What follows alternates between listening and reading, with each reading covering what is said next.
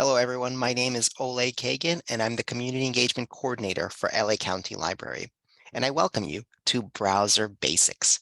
This program is supported in whole or in part by the U.S. Institute of Museum and Library Services under the provisions of the Library Services and Technologies Act, administered in California by the state librarian. And your presenter for today is me, Ole Kagan. I've been presenting about tech topics for several decades. Before I was a librarian, I was a computer consultant and a computer teacher. So I've been teaching these kind of things for a long time. I really enjoy doing it. And today we're talking about a really common and important topic, browser basics. We all use browsers. And so that's something we should definitely pay attention to. And hopefully today you're going to learn a little something new about browsers, either that or have a review of what you already know about browsers. To start, a description of our program for today. A web browser is your portal to the internet, but there are many ways to enhance your experience browsing the web. Today, we're going to get an overview of popular web browsers and talk about some features that browsers have in general, like bookmarks. We're going to talk about how to add extensions, tweak some of your settings, and more. By the end of this presentation, hopefully you'll have learned a new thing or two about browsers. You can feel free to put questions in the Q&A at any time during the presentation, and I'll grab them all at the end and do my best answering them. And during this presentation, we are recording. So if you miss any part of this presentation, we'll, per usual, post it on our YouTube channel. And I'll send the video link in the follow-up email next week. So don't worry about furiously taking notes. You'll be able to review all of this in the future. All right, well, let's get to the very basics of what we're talking about. What is a web browser? Well, a web browser, sometimes called an internet browser or just a browser, is a piece of software that gives you access to the World Wide Web, what some people call the internet, but the internet is a much bigger thing. The World Wide Web is something that's more specific. So it gives you access to the World Wide Web. It retrieves and displays relevant data from websites. So let's get down to what is the World Wide Web? What are we talking about here? Well, at its core, we're talking about a piece of software in which you put in a web address. That web address tells this piece of software to send a request to a server, a computer that is designed to get requests and serve you files back. So it's essentially asking for files from a computer far, far away. And then that computer will send packets of those files back to your computer, and your browser will interpret those files and show them to you. Just like Microsoft Word opens up .doc files or .docx files, a browser will open up files with the extension HTML or PHP or .asp and many others. As it happens, modern browsers can also open image files like JPGs and GIFs and PNG files, but we're focused here on the web. So your browser can open up the files that you get from the server. And of course, there are browsers on your PC, there are browsers on your mobile device. Browsers are used by 5 billion people regularly with access to the internet. And the people that do access the internet, most of them use a browser to look at web pages. Let's talk a little bit about the history of browsers. So the World Wide Web, which is kind of what most people think of as the internet, was developed in 1990 by Sir Tim Berners-Lee. And the first browser that he created for it was called World Wide Web, although it later changed its name, I think, to something like Nexus, because people were confusing it with the underlying structure of this internet that he created, or that was created, that he wrote, that was www. So they changed the name. The browser is not the same thing as the protocol that's used to access the web. So, but at that time, there was many different protocols for accessing different internets. And the World Wide Web only exploded in the early 90s, and about 3 years later with the Mosaic browser, which was easy to use and accessible to people.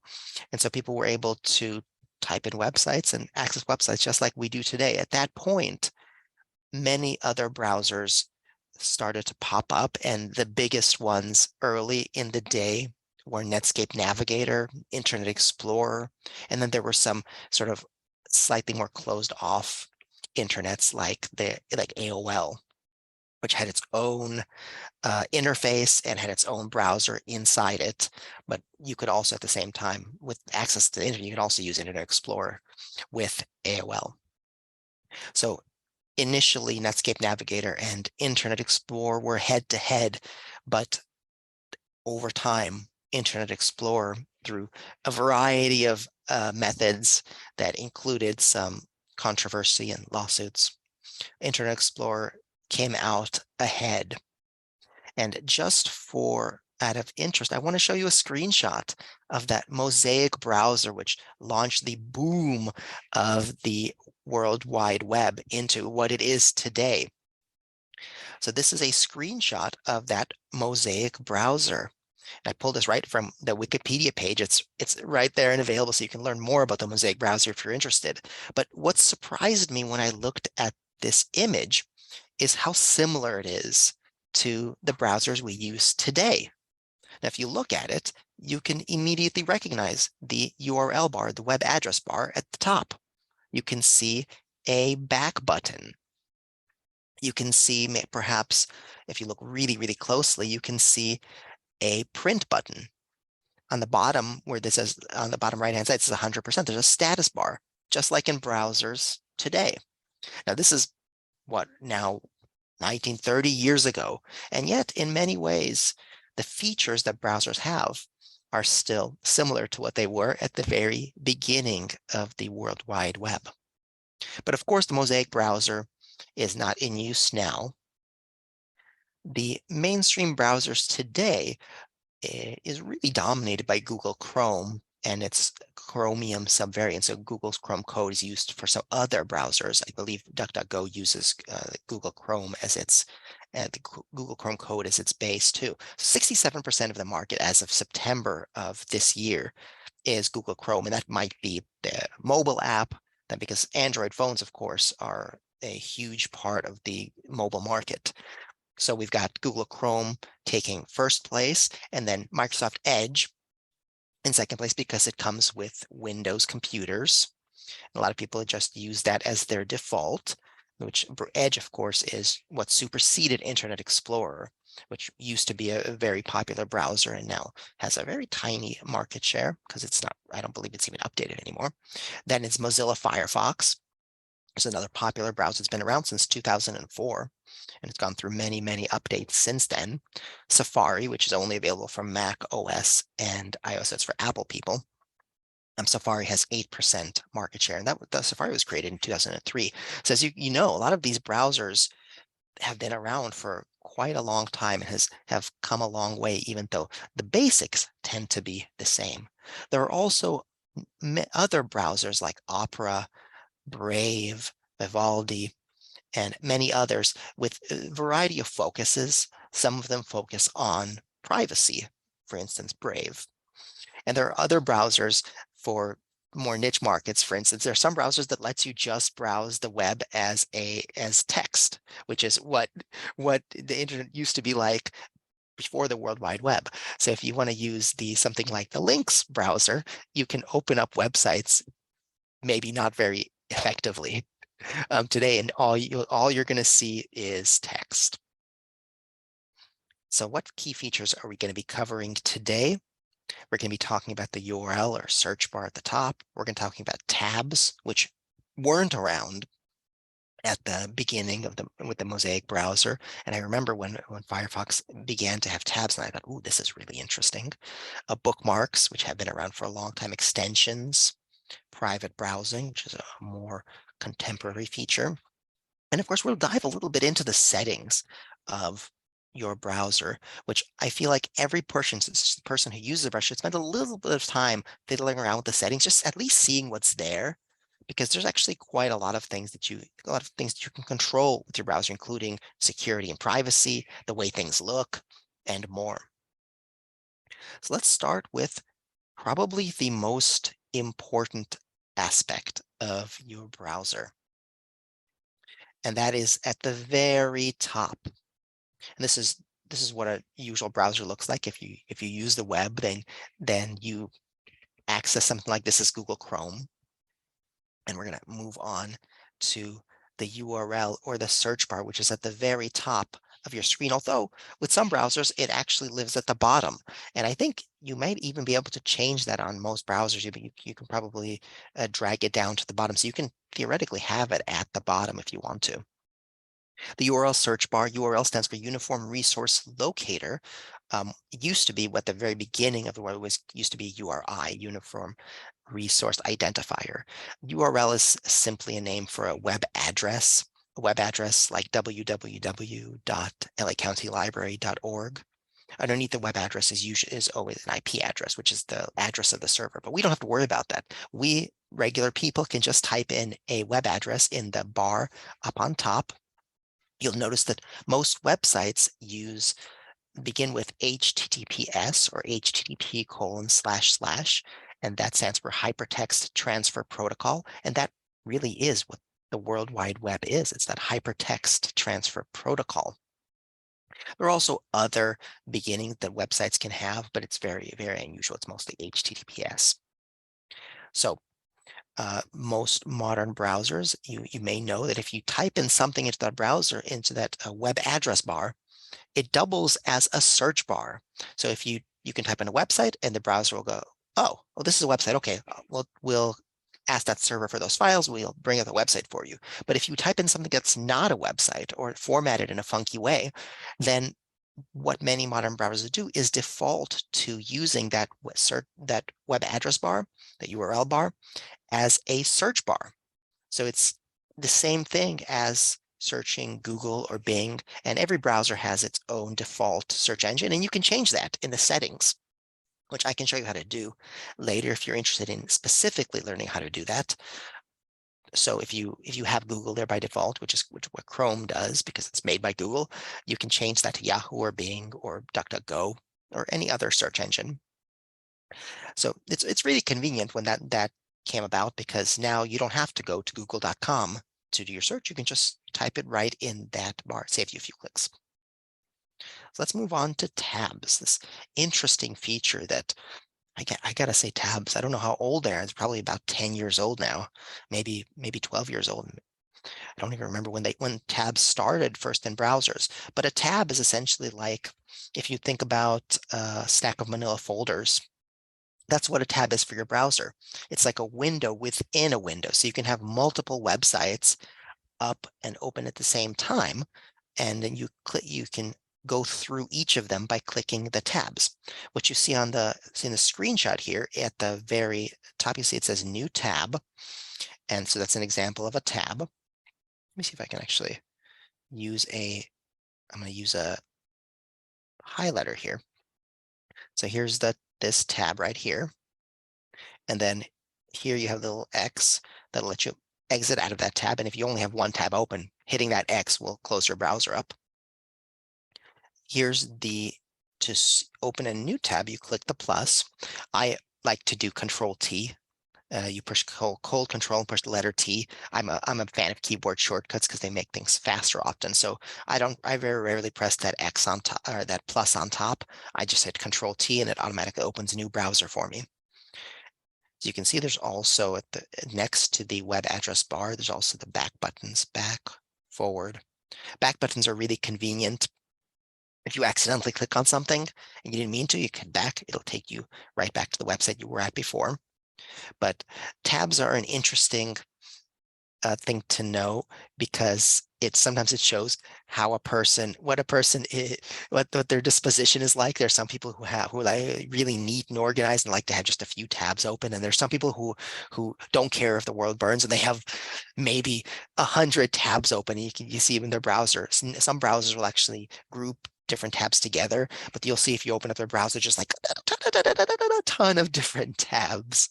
It's like if you have on your desktop, if it's full of files, similar to that, because they never like to close anything. They like to have a different kind of tabs at hand. You can even set your browser to open up multiple tabs as a start. So when you open it, it'll open up the different tabs for you. If you like to look at a bunch of different websites and don't want to click your bookmark bar or somewhere else, you don't type in the URL, you can always have those tabs open. There's also a refresh button here.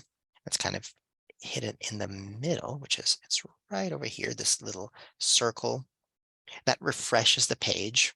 So every time you load a page, you get those files anew from the server. And if you have a page open, it doesn't refresh by itself. Some pages now dynamically they refresh by themselves. But generally speaking, if you want to see what's new on that page, if you're expecting it to be updated, if for instance, it's a website that sells tickets to something, and it's going to start selling tickets at the turn of the hour, and you see it's like 11:59, 12, and it should do it right then. The website itself may not change. Some websites may now do change, but if it doesn't, then you can hit refresh and it'll request those files again and it'll refresh that website and you can get your tickets. So that's what the refresh means. And let's move on to bookmarks. So bookmarks, one is an old feature and a well-worn and useful feature in browsers, just like bookmarks in books. A bookmark is like a bookmark for the internet. It's a bookmark for web pages. What bookmarks do is they store the web address for you, so you don't have to keep remembering and retyping a web address. So if you want to bookmark a page that you're on, there's usually either a little star next to in the web address bar, or if there's option in the settings, you can click bookmark this page, and it'll store that for you. Sometimes it'll be in the bookmarks toolbar, which is usually right below the URL bar. And then you can put things there that you click on all the time. And then there's also usually a menu where you can get all of your bookmarks. Bookmarks are really convenient because they're shortcuts. It saves you a little time going to places. You can even open, if you have your bookmarks all in a certain folder, you can open up all the bookmarks in a certain folder at the same time. These are options. There's modern browsers have a bookmark manager, and that's what I'm talking about when I talk about putting all of your bookmarks in a certain folder. You can really adjust the order of the bookmarks that you have. So it depends on what you're trying to do with them. For many people, it's just enough to have things bookmarked and then go down either in the toolbar or in the drop-down menu and click on the websites you're most interested in. A lot of people bookmark their email, they bookmark a news site that they like, and maybe a forum that they like to go to and communicate with their friends. Sometimes bookmark Facebook, other social media platforms that you often use. The convenient thing about bookmarks is that there's to a certain extent a standardization of way that browsers talk about them, so that if you change browsers, you can import your bookmarks from a previous browser to your current browser. So you don't have to lose, especially if you have a lot of bookmarks like me that have developed over many years. You don't have to lose those bookmarks. You can save them and then you can use them in other browsers if you're also like me and like to experiment with new browsers. So let's talk a little bit about browser extensions, which is a topic that confuses people sometimes, because a browser extension is essentially a piece of software within your browser. It extends what your browser does. Sometimes they're called modules. Sometimes they have various names. Browser extensions is a generic name for them. Oftentimes you can use a browser. You get a browser extension from a app store with it that each browser has. They're most often free. So an example of extensions are password managers. So what that means is that if you put in your passwords to a whole bunch of different websites, there are extensions that will save those passwords for you or create new, wild, very difficult to guess website passwords for each of those websites. And you don't have to remember any of those. Your password manager takes care of all of that. And that's an extension. There are ad blockers that are extensions. So ad blockers get rid of all those pesky ads that come up on the page. There's some browsers now like Brave that have ad blockers just built in because people like them so much. There are also extensions that will, for instance, if you want to have, if you have maybe if you're part of Pinterest or something, I believe Pinterest probably has an extension. I'm part of a social media platform called Arena, and Arena has an extension that lets you clip things from the web, like clip images, and automatically put them into Arena, into your channels, or import them as blocks into Arena. So there's extensions like that. There's extensions that will shorten URLs for you. So sometimes if you want to get a link and post it somewhere else, you don't want to grab that whole giant link and post it. You want to shorten it. And there are websites like Bitly and TinyURL that will shorten extensions for you. There are extensions that will protect you, like antivirus things, malware, so that they'll actually overlay in your browser and show you if a link that you're going to click to is safe. I mean, we have that with the county, so I might be able to show you that later in a live demo. But there are many different kinds of extensions. They're typically, I mean, the sky's the limit. There's over 100,000 available for Chrome. They're typically safe, at least the popular ones. And you can always browse by popularity to see which extensions most people use or many people use, and generally speaking, you can trust those. There's also reviews for the extension. So if there's one that's not working properly or seems to be doing weird stuff, most often people that have used it will then write in the reviews that, oh, maybe don't use this one. This is not a great idea. So there's browser extensions. Pardon me. And then let's talk about private browsing. Privacy is a big concern of many people these days, and that's why I talked about browsers like Brave. There's Firefox, which has a private browsing mode. There's Chrome, which has a private browsing mode now. What is private browsing? A private browser or a private browsing mode is essentially a browser that doesn't log certain things that you do online. So it doesn't save passwords for you. It rejects most cookies.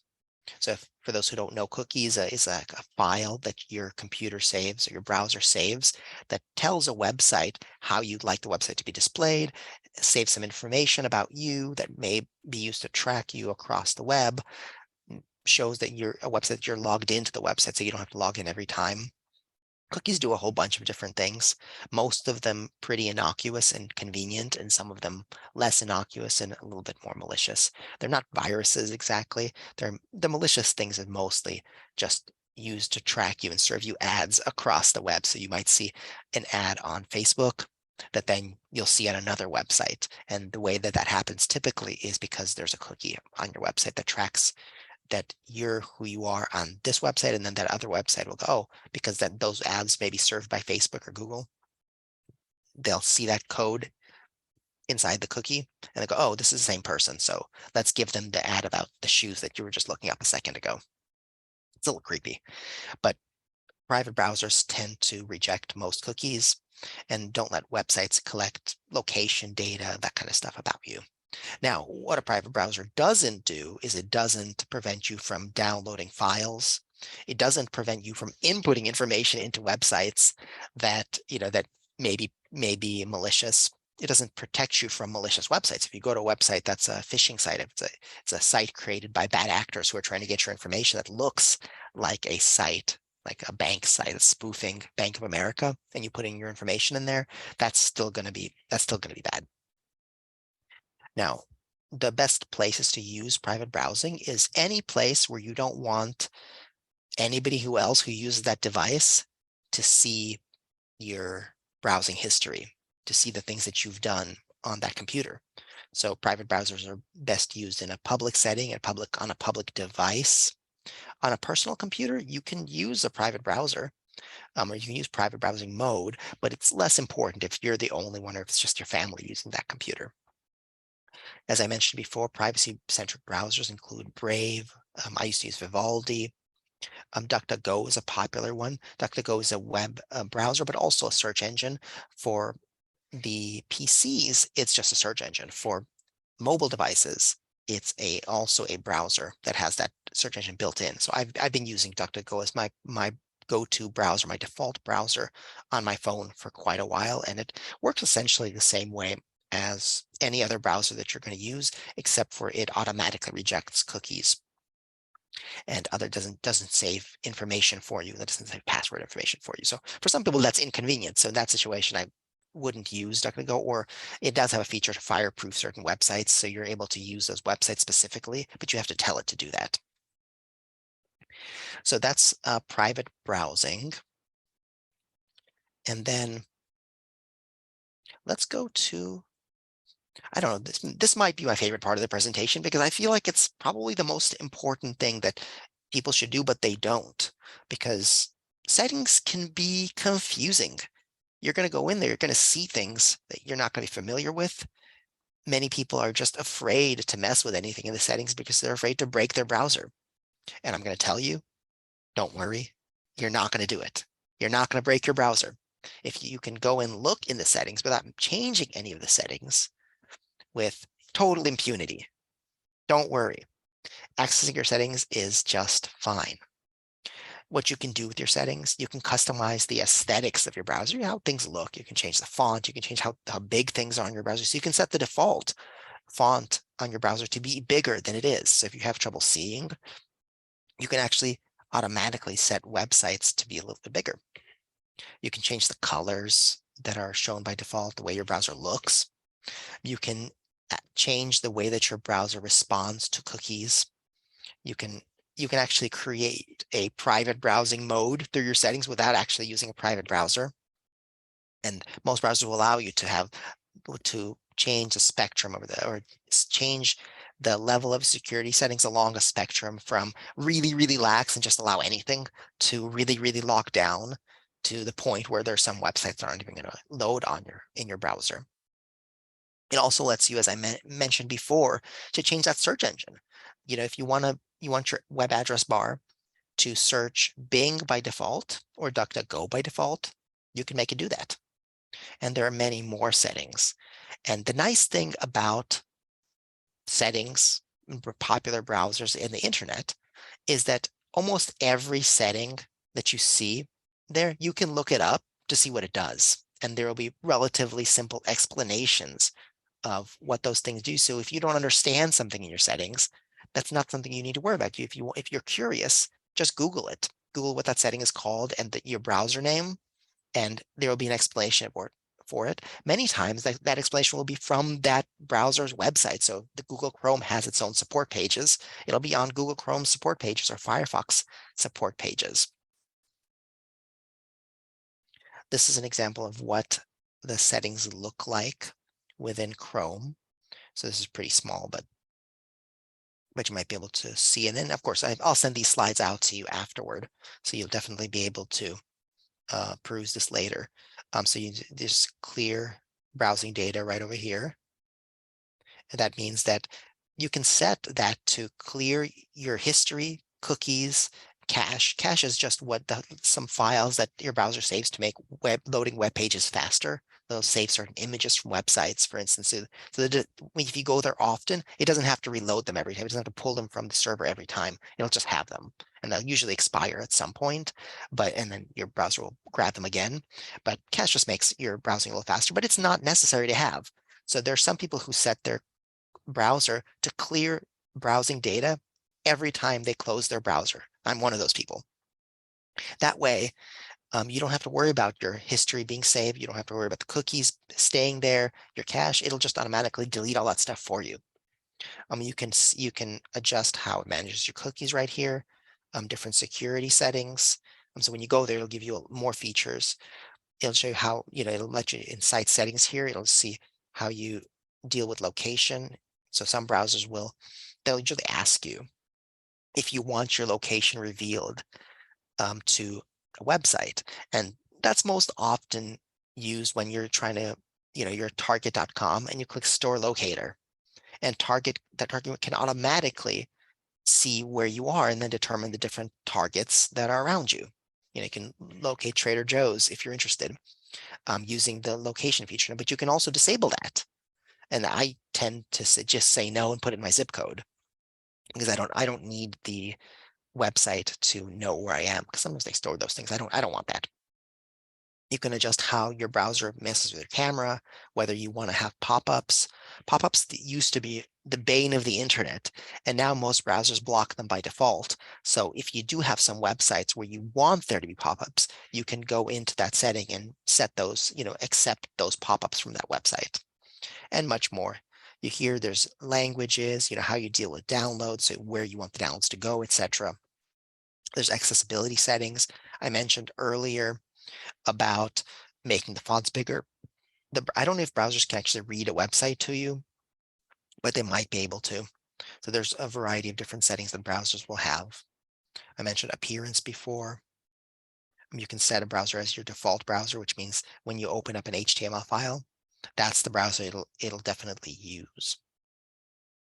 You can change your autofill settings. So if you have your address that you put in pretty often, and you want your browser to save that information so you don't have to retype it every time you go to a website, you can change your autofill settings. So there are many possibilities when it comes to browsers. And that is the end of the structured presentation here. Now, I'm of course available, and I'm going to be answering questions, and I'll be doing demonstrations too. So if you want to see me do anything that I've talked about during the presentation, or you want to see where it is in a browser, I have Google Chrome and Brave that I can show you. I haven't spent too much time fiddling around with Brave settings. So if somebody wants me to go into the Brave settings, I'll venture forth and do that live streaming right here. Now, of course, you also have access to books, audiobooks, ebooks about web browsers and using the internet. I have a few examples here using the internet and World Wide Web in your job search, business models for social mobile cloud. That's probably not for beginners, but if you're interested in marketing, that might be useful. Using the internet safely for seniors for dummies. That's a popular series for Dummy series. This one is from 2009, so I probably wouldn't recommend it, but if they come out like every year, every couple of years. So I'm sure we have a newer one as well. You can access those through a library catalog at lacountylibrary.org. And at the very first page, you can search the catalog. So you can even get books for specific browsers. So if you're interested in like Google Chrome, just using that one, just type in Google Chrome there, and you might come up with specific books on that. We also have online learning platforms like LinkedIn Learning and Gale Courses. And I'm very certain that LinkedIn Learning has classes about about browsers specifically. And of course, we have programs like this, so you can go to our website and find all that information. Got a lot of library resources for you. And if you need live assistance, we've got that too. You can go to your library location. It's everybody knows about that one. You can also call your library locations during their open hours. You can really, we have 85 libraries. You can call any of our libraries during their open hours, no matter where you are.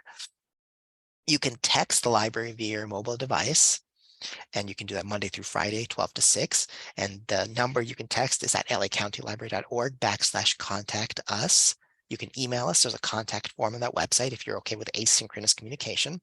And if you want synchronous communication right within your web browser, we have Instant Librarian, which is a chat service. So you can chat with a librarian Monday through Friday, 12 to 6 p.m. If you go to our website, contact us. And we're happy to answer questions that you have. If we can troubleshoot, we'll try. We may not be able to troubleshoot because there are so many different variables that come with computers that it's really hard to troubleshoot via chat. But if you have reference questions, research assistance, homework help, we can help with all of that. Speaking of homework help, now is the time for the Q&A. So if you have questions, throw them in the chat. I already see that there are 15 questions in the Q&A, and I'm gonna stop sharing my screen and go right into those questions. So let's start at the beginning. Oh, I see. Link to next week's Q&A won't let me submit. What to do? Oh, it looks like the link to the next one. So I think that's talking about the registration. That's a good question. I'm not sure what's not working, but if you email me, my email, I'm going to put my email in the chat. If you email me if you're having trouble signing up for next week's program, I can help you out with that. And if you already have questions and you want to send me your questions in advance, I just put my email address in the chat. Send me your questions in advance and we'll make sure to include them in the chat at the next Tuesday's program. This question, why would I want multiple windows open at the same time? That's a great question. Well, the simplest reason for that is if you're going between different windows. So for instance, if you're looking for the best price on a plane flight and you open up the American Airlines website. Okay, so you get a price there. And then you open up the Delta website. And before tabs existed, you would have to either open up a different browser window. So you have to two different browser windows to have those two websites up. That starts to get a little confusing when it comes to navigating all of them, especially if they're all lining up down in your start menu bar.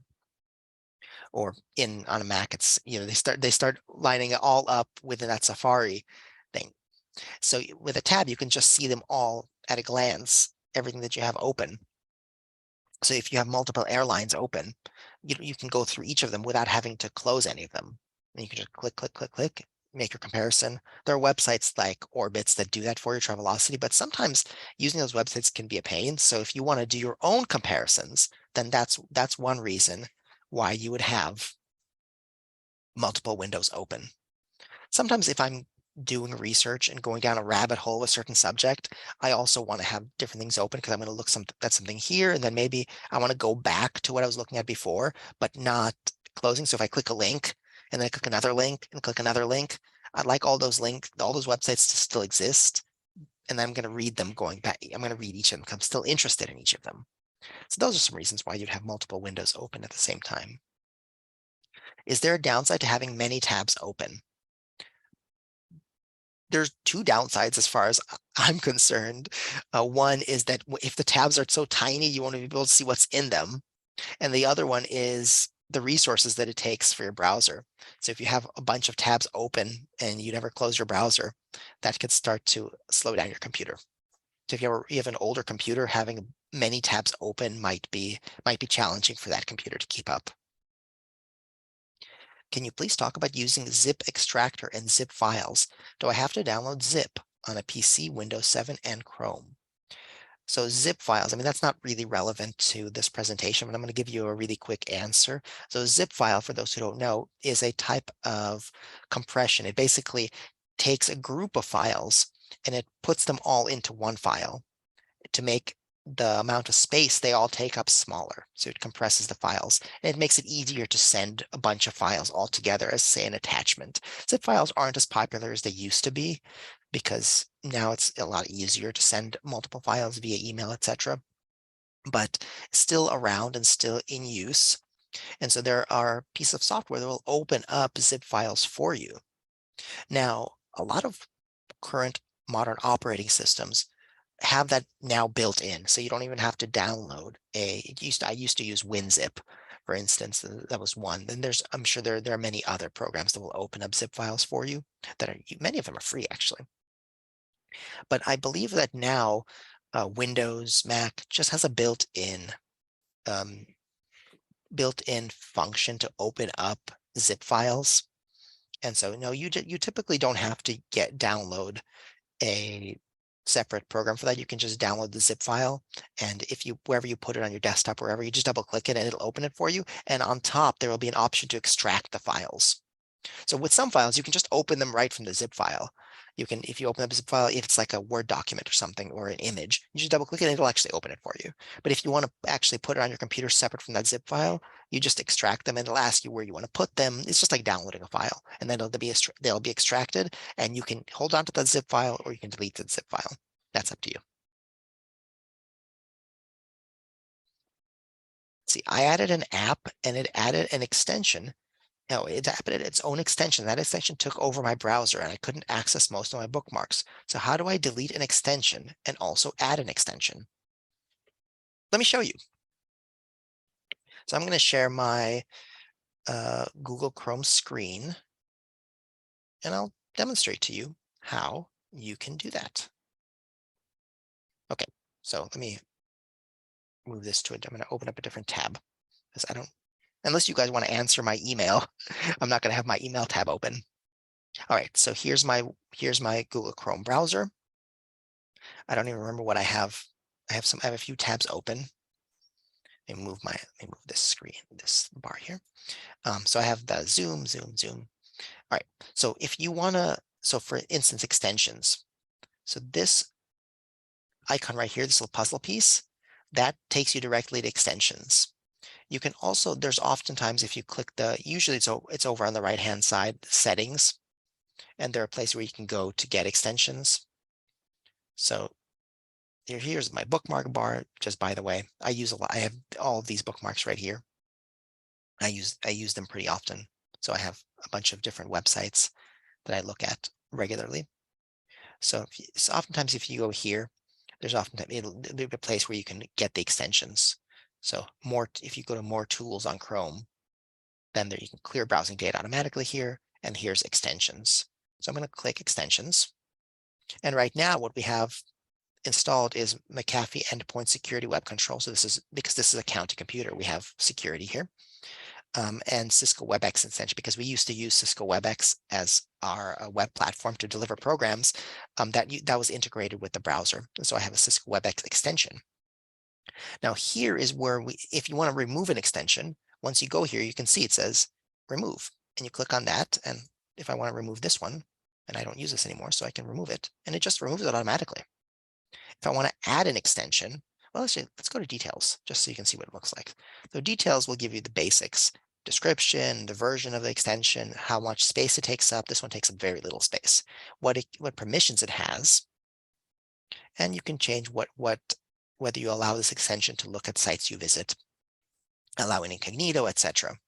And then you can view the page in the Chrome Web Store, which is where you would get extensions. And here you can remove the extension as well. So if we want to look at different extensions that are available, I'm just going to click this little hamburger here. Click extensions. I don't know if this may not let me look at extensions because this is a county computer, but I'm going to just type in ad block and see if it comes up. Now it looks like I'm not able to use extensions. I'm not able to look for extensions here, but let's do this. Let me open up the Brave browser, which I just got, and I don't think I have any extensions in there. And I'm going to share my Brave browser screen. And I'm curious about this, just like you might be. I'm going to bring up I'm going to share my Brave browser.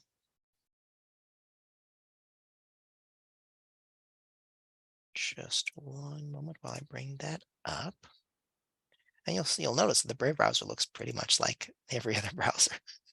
So here's the Brave browser. There's very slight differences. I went to google.com. Also back button, refresh, bookmarks. Here's a button to share this if you want to share this page with somebody. Brave Shield. So Brave has a lot of privacy features like Brave Shields, which blocks many things for you, like ads for you. And then if I want to look at extensions, it doesn't have an extension thing here. It doesn't have an icon here. So I'm going to go to the little hamburger here, and obviously it looks like it has extensions here. I'm going to click on that. So it automatically has Adobe Acrobat PDF. So if I want to look at PDFs within the browser, I can do that. I can remove that. I'm not going to do that now. Find extensions and themes in the web store. Let's go there. Oh, it looks like you get the same extensions on Brave that you do on Chrome. So what we couldn't look at a second ago, here it is. So this Hunter, a job application tracker.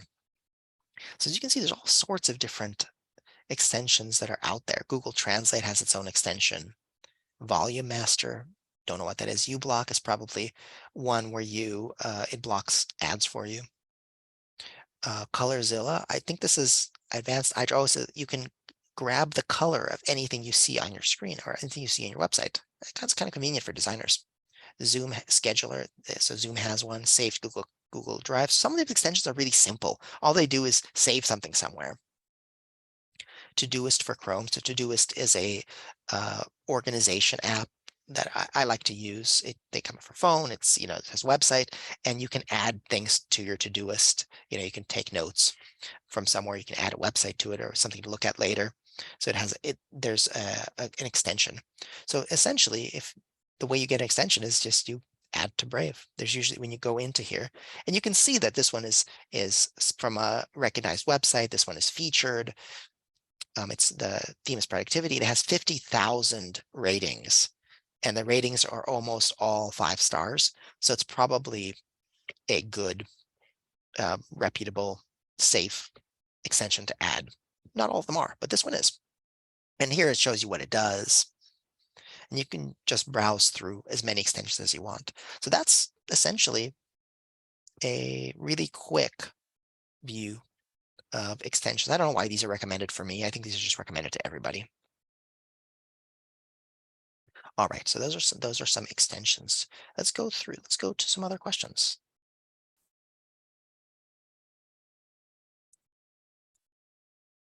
Would a transcript for today's presentation be available for later review?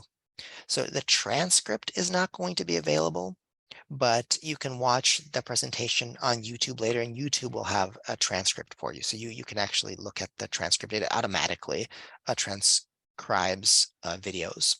So if you want to download that later from YouTube, I don't know if you can actually download, you can copy and paste the transcription. You can read it later. Can you tell individual cookies put on? Oh, I see. So if you go to a website, can you tell which cookies that individual website puts on? Theoretically, you can. I mean, technically, that's possible. As a just general regular web user, I think you'll find most of those not that interesting, just because cookies do some very basic innocuous things. There is a way to look at your cookies, but it depends on the browser. And so I'm not going to get into that deeply right now, but if you want to Google, cookies, my cookies or how to find cookies, Google Chrome or Firefox, there are ways to do that. Sometimes cookies are stored in a database file. And so that makes it a little bit more complicated. So that in the past, cookies used to be just stored in a folder, and you could just see them. They're like basically open them with a text editor, and you can see what they are. But cookies in essence are very simple. It's just key value pairs. So there's a key value pair would be like country, United States. So the key would be country, the value would be United States. And so it's essentially that. It's really convenient to store that in a database file. But I think browsers like Chrome store it in a database file, which is slightly more complicated to open. That is not to say that you can't do it. You can do it. You just have to get the how-to, get the instructions for how to do it. And if you Google it, you'll find it.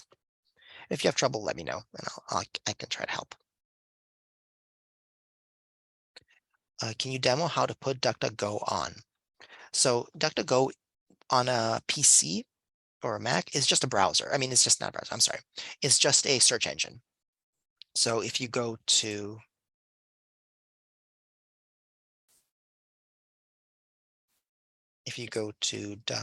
duckduckgo.com, here it is. It's just this is the browser.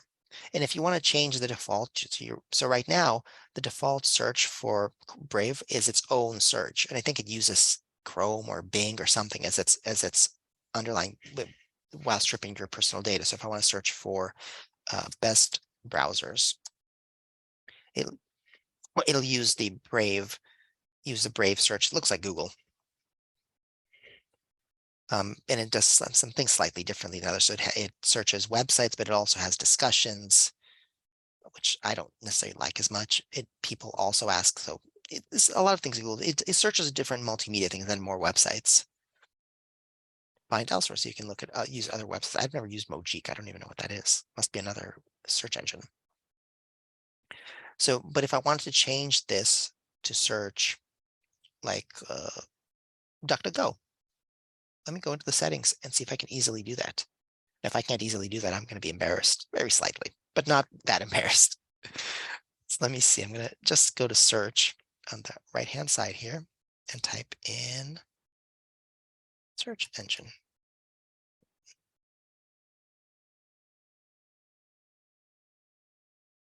Send some cookies. So that's not what I want. Let me see if I have a search engine. Ah, here it is.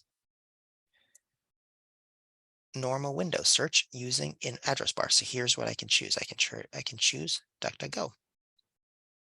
And then in a private browser, DuckDuckGo. So now I'm going to see if it does it automatically already. If I may have to restart the browser. So let's search for best browsers again. Yep. So now it just searched DuckDuckGo. So slightly different results. This one has TechRadar on top. This one has, this is an ad. This one also has TechRadar on top. Actually, if they use the same search, they may actually have the same ones. This one has software testing help as a second one. I don't think this one does. Yeah, so they're slightly different. These are different results. This one has the software testing help as the third result. So if you use different search engines, you can see sometimes they have different ways to browse. So that's how you change that search engine. But if you want to install DuckDuckGo on your phone, then you just go to your app store. Or if it's Android, you go to a Play Store. If it's a Mac or if it's an iPhone, you go to a Play Store and search DuckDuckGo, and it'll pop up. If I clear cache every day on my phone, would that open up significant space on my phone, which often says your iPhone is full? No, it's unlikely to open up a ton of space. It might be a certain amount of megabytes, but yeah, it's unlikely to open up a significant amount of space. And then next time you go to those websites, it'll just fill back up again. So no, that's not a great way to clear space on your phone. The best way really is get rid of those videos or offload those videos to the cloud, because videos take up so much space. And if you have a lot of photos, actually, example from my personal life, Google just last week told me, oh, it looks like I actually have plenty of space on my phone, but I was like, okay, well, let me just clear some more off. And it removed 12,000 photos from my phone. They were already synced to Google Photos, so they were already in Google Photos, so nothing had to be transferred, but it just removed them from my device. So then I had after 12,000 photos and videos, I had 10 or 12 gigabytes that were opened up. That's a lot. Some phones only have 16 gigabytes. Mine has more, but it opened up a lot. So that's, yeah, videos and photos, those kind of media take up a lot. Or if you download audiobooks can also take up a lot of space. Podcasts, I download all the podcasts. So podcasts, they're sound files. They take up a fair amount of space, not as much as videos though. Demo how to import, export bookmarks. Okay. I don't think I have any bookmarks in Brave, but we're going to put some on right now. Okay, back to Brave. Let's say I want to put pbs.org. All right, so pbs.org, American Experience, really good. Lots of interesting shows and channels. I like this website. I'm going to save it. I'm going to make it a bookmark. Bookmark added. So now if I go to here's the bookmark manager, the side panel. Side panel does things I don't know what it does because I haven't used Brave long enough. But I have my bookmarks here. So right now I just have one. Let's do another one. Let's say LA County Library.org. If you don't have us bookmarked, you should. I can open up the library website. I'm going to bookmark that. Boom, library website bookmarked. And usually when you bookmark a site, you can change what the title is, where you can change where you put it. So you can change bookmarks, you can choose another folder. I'm just going to put them all into regular bookmarks currently. So if you click more, it'll give you that file, the bookmark manager. So you can create a new folder here. You can change which folder, you can change the names of these folders. I just wanted a regular bookmark because I'm just demonstrating. Save. Okay, so let's say we had 2 bookmarks here now, and we want to export these bookmarks. So here's an option to import bookmarks and settings. So if we want to get bookmarks from another place, we can import from another browser. That's import. Export is a whole nother thing. I've never done it from this browser before, and I wonder if it lets you. Most browsers will let you save a file onto your computer that's separate from your browser that will then you can put it other places. I'm gonna just type in export. Interesting. So I don't know how to do that. I'm gonna see how to export bookmarks in Brave browser. I don't even need to type in, but I'm gonna do that anyway because it's easier to do. How do I import or export browsing data? I want to import bookmarks. Export bookmarks now. Okay, let's see. How do I import? All right, so then I'm looking at the search here, and there's a few different options in Brave Mobile. All right, well, let's see. Let me see what it says here. So this is the Brave website. So if you have questions about your own browser, then the best place is to go to that browser's website. Let me see if it shows me here how to export the Brave. If I like to import data, so this is all import. Here it is. How do I export bookmarks from Brave as an HTML file? Now, it's nice that it's HTML file because all browsers can read that. So you go to Launch Brave, you go to Bookmarks, Bookmark Manager, open more options, and export. So let's do that. Go here, Bookmarks, Bookmark Manager. Here we are. And then we should click, I think we need to click the three little dots up here. Here it is. Export bookmarks. How convenient. So it's going to save bookmarks 11.17.22.html. I can save that.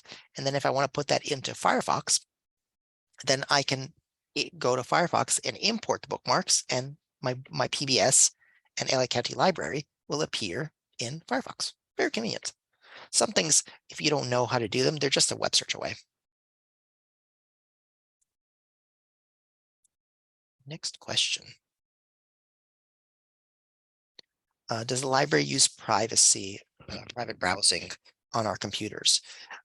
You can. I don't know if it does, but I don't think that it does by default.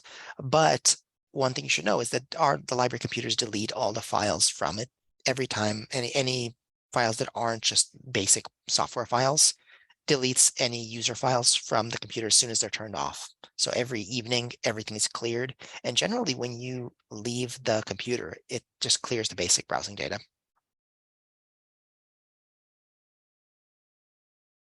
Please go further into settings so you can explain what each function is. That could be a whole nother program. So I'm not going to do that right now just because there's so many different settings that are possible to change. So I'm not going to do that. But if you have specific questions, feel free to email me or you can ask in the chat. Please show live the browsers to understand better. So I have been doing that. So now we've seen them. These questions are from before. These questions are from during the presentation. Where and how do you clear cookies? You do that in your settings. I'm going to show you right now. So specific settings I can show the whole thing. I'm not going to go over just because there's too many. All right, let's go back to my Brave browser. And if I want to clear the cookies, I'm going to go here. I'm going to go into, so here actually, you might be able to clear it automatically. So this is history, bookmarks, downloads. And where are my settings? Here they are on the bottom. Okay. Now let me go over here. So I see, usually they're somewhere in privacy and security. That's the best place to go. So you can change your autocompletes, clear browsing data. Here it is. So here you can adjust which cookies you block, which cookies, so third-party cookies are blocked.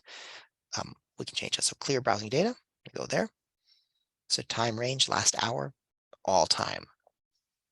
Anytime that I've used this. So right now there's 35.7 megabytes of cached images and files. That's not in the larger scheme of things, that's not actually a whole lot.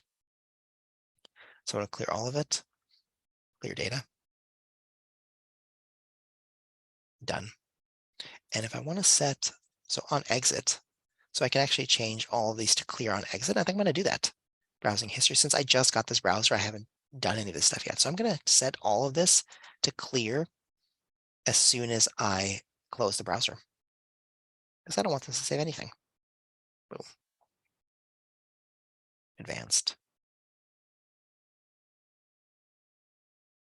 Last hour. I'm not going to mess with this because every time I close this browser, it's just going to get rid of everything here. Okay.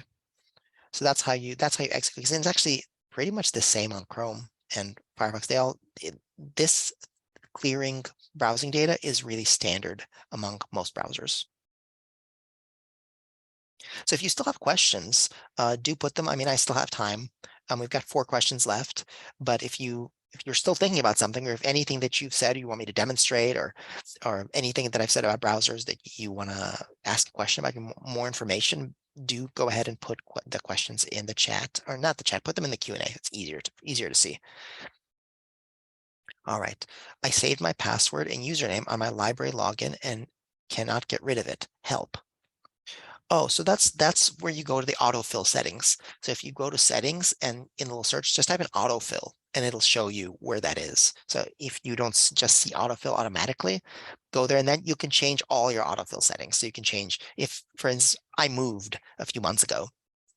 So when I moved, I needed to go into all my browsers and change the address because I would have the address fill in automatically. For instance, if I was ordering takeout from a website and wanted the food delivered to my address, or needed my address for the credit card bill, every time I would go to a browser, it would input my old address. I said, no, I can't keep erasing everything and re-putting it in. So I went to the settings, went to autofill, and just changed the address that it would bring up to my current address. And so now my life is a lot more convenient. So it's the same thing with your password and username information. There should be that autofill option, and you can just remove it or change it. Do I have to accept cookies? Some site won't let you unless you accept the cookies. So there are some functional cookies, that's what they're called, where you have to accept the cookies because the website won't work properly. So I suppose one example is if you're navigating the site in certain ways, it won't navigate if it doesn't have the cookies because it won't know where you've been before and it won't know how to show up properly. So in those situations of functional cookies, you do have to accept. I mean, there's no, unless you don't want to go to the website. If you want to go to the website, you have to accept those. Tracking cookies, those you shouldn't have to accept. If a website doesn't give you an option to not accept those in California, then I'm not a lawyer, but I think that they're breaking the law because in California, they're supposed to let you know about the cookies and let you opt out of them.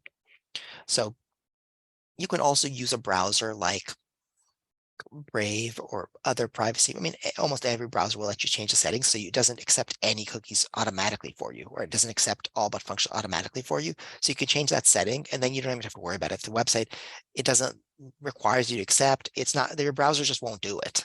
So that might be a way around that. I noticed the Zoom extension that was shown to us on screen had 917 reviews, whereas most everything else on screen had 10,000 to 20,000. Is 917 users still considered a lot or not really? I would say not really. That Zoom extension probably wasn't created by Zoom. It may have been created by a third party, and that it was actually that wasn't a Zoom, that was a Zoom scheduler.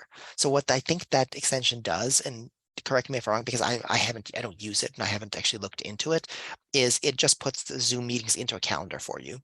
So it's not actually the one created by Zoom. I would imagine the one created by Zoom has, hundreds of thousands of reviews.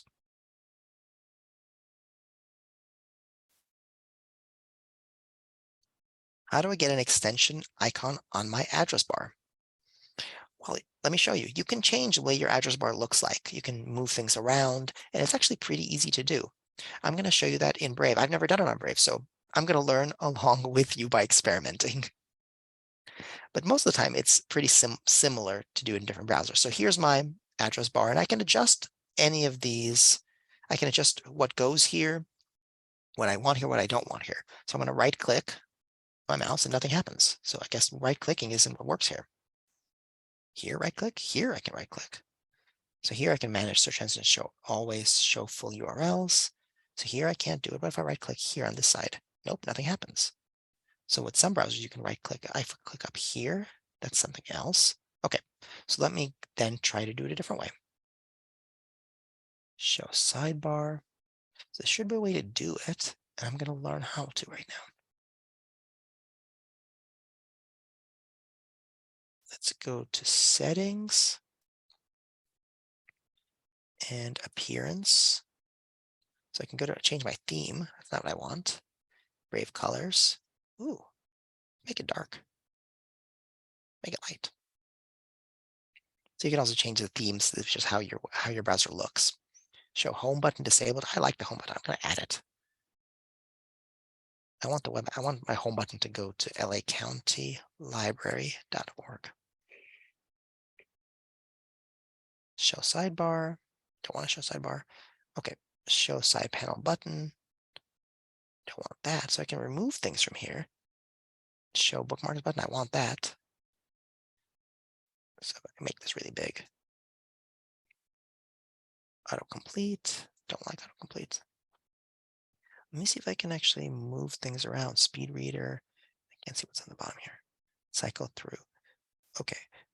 So it doesn't look like it may not be possible here. Maybe like if I hold this, let me move it. No, if I hold my mouse on this.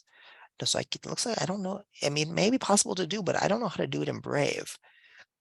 It may not even give you the option. It doesn't look like it gives you the option to add an extension button on here. But let me bring up my Chrome again. And so on Chrome, I think it's easier. So maybe we can just do it on Chrome.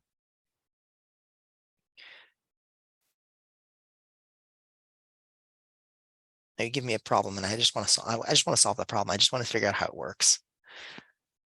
Okay, so I'm right clicking here, so it doesn't let me right click here either. Extensions. Reading list. So it used to let you move things around. Maybe that's just on Firefox. They let you move all these things around. I know that I've done it before, but maybe I didn't do it on. Maybe I just didn't do it on Firefox. Maybe I didn't do it on Chrome. Well, I think this is something I'm going to have to do some more research on. I'm going to make a note to myself to research how to customize the web address bar in different browsers. I'm going to send that out to you in the follow-up email.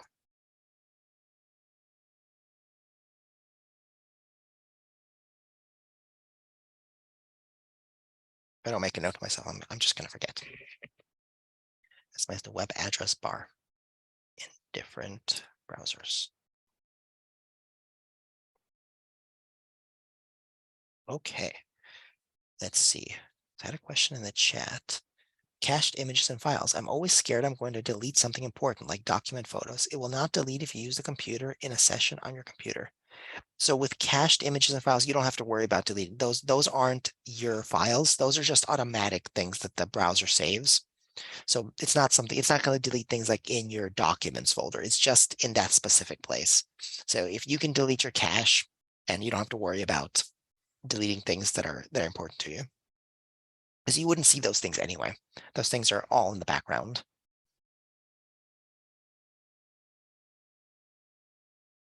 So Edge is my default browser, which I seldom use. I have Chrome on my taskbar and use it all the time. Can I put DuckDuckGo on taskbar and use it that way too? If I go to Chrome or DuckDuckGo, I forget and use the wrong address bar instead of the middle search bar for DuckDuckGo. DuckDuckGo doesn't have a browser for your PC, so you wouldn't be able to do that. You can automatically go to the DuckDuckGo website. That's possible. So if you can set your home page to DuckDuckGo, and you could set the search bar on top to search DuckDuckGo automatically, but because it only has a actual browser for mobile devices.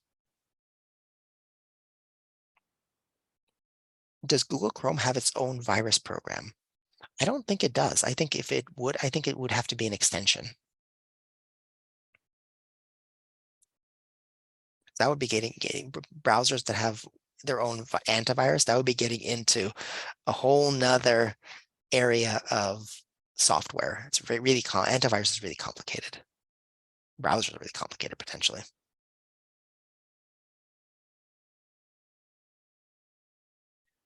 Okay, I had a question in the chat. Unclear what differences between browser and search engine. A browser is the app that you use to access the web. A search engine is a website. So you use a browser to access the website of a search engine. So for instance, I can use, so Brave here is my browser, and google.com is a search engine.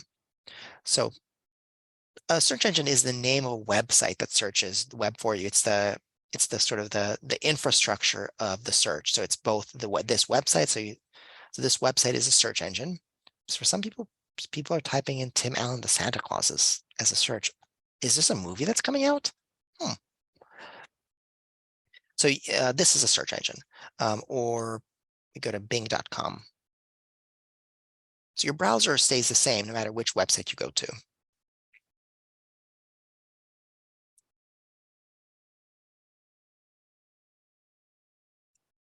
All right.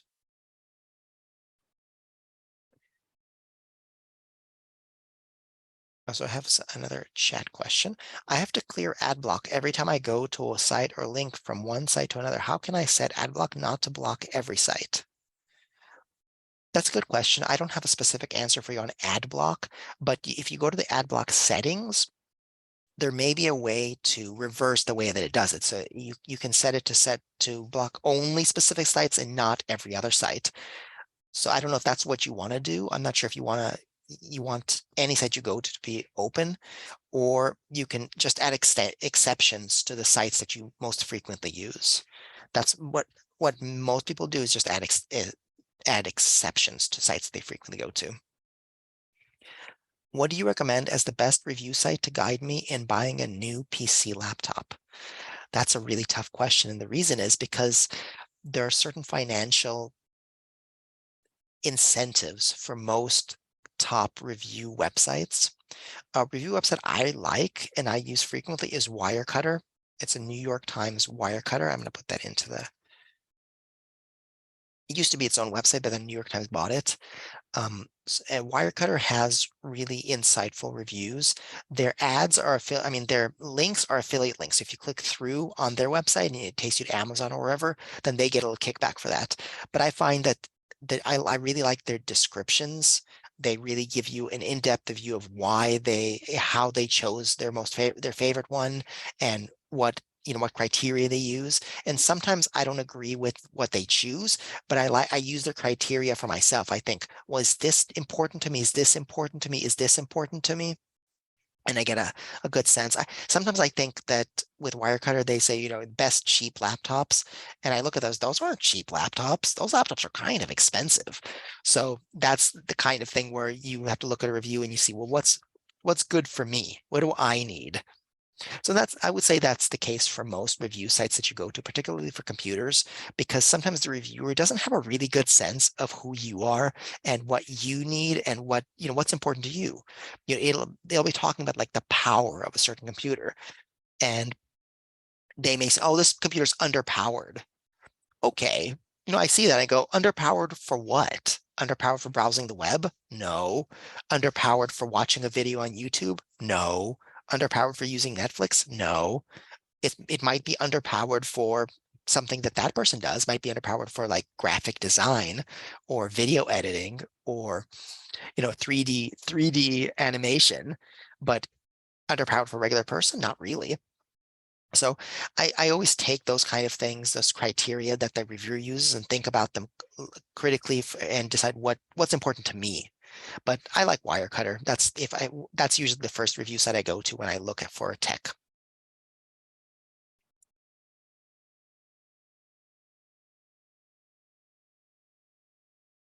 Right. So I don't see any more questions currently. Here, stop sharing this screen. Um, Last call, if anybody has questions, put them in the chat or the Q&A now while I'm still here. Or if you don't want to have your questions answered live, you can always email me with your question. And while I have time here, I'm going to share with you our post-event survey, which I always humbly ask you to fill out. It's really short, but it definitely helps us with understanding how you feel about our programs, how we can improve them, what we're doing well, other topics you want us to cover in the future. So many of the programs that we do every Thursday, and we've been doing this every Thursday for over a year now, come from your suggestions. Because why are we doing these classes? We're not doing them for, just because. We're doing them because we feel like they help the folks out there. And the best way that we can help you is by covering the topics that you're actually interested in. So if you fill out that survey, put the topics you're interested in, put how you felt about this program, good, bad, medium. Really appreciate it. I just posted a link to that in the chat, and I hope to see everybody next Tuesday at our Ask Your Tech questions. You can ask the same question you asked today, and you might get 3 different answers from me, Lawrence, and Connor. Oh, I had a quick question in the chat here. I heard Google shows info that is catered for my history. What is the browser that is without favoritism? Well, the thing about that, I mean, I wouldn't call it favoritism. I would call Google tailors your search to you. So it uses, for instance, your location. And that can be a convenience, and it can also be kind of inconvenient or creepy. So the way it uses your location is when you search Google, you can even see at the very top in the web address. It's a lot of gobbledygook, but it might also show your location there. It also just knows what browser you're using. And that's just a standard, that's something that websites can see. They can see what browser you're using. It's called a user agent. They can see what browser you so sometimes that kind of location information that Google can use is convenient, because if you're searching for a dry cleaner, and if you just type in dry cleaner into the search bar, then it'll bring up the idea of what is a dry cleaner, dry cleaners where in the world. I mean, there are a million dry cleaners in the world, but if you type it in Google, it'll kind of shift to approximately where it thinks you are. It'll usually use your internet service provider to determine. So it might be far off, but it'll be generally in your area. So, but a browser search that is without favoritism is DuckDuckGo. DuckDuckGo does not use any of that information, and you'll notice that when you search, you'll see slightly different results that sometimes are not as good, depending on what you're looking for, and sometimes better because it doesn't have that kind of specific tailoring. So with DuckDuckGo, if you're looking for something that you need a specific location, then you would type in, dry cleaner and then your zip code or your city. And that way you can kind of get around it not having that information by default. All right. So I posted the post-event survey. Like I said, I hope to see everybody next Tuesday for answers to your tech questions. And with that, thank you for being here. I appreciate the time you taken to stick with us here and ask all your wonderful questions. And we'll see you next time.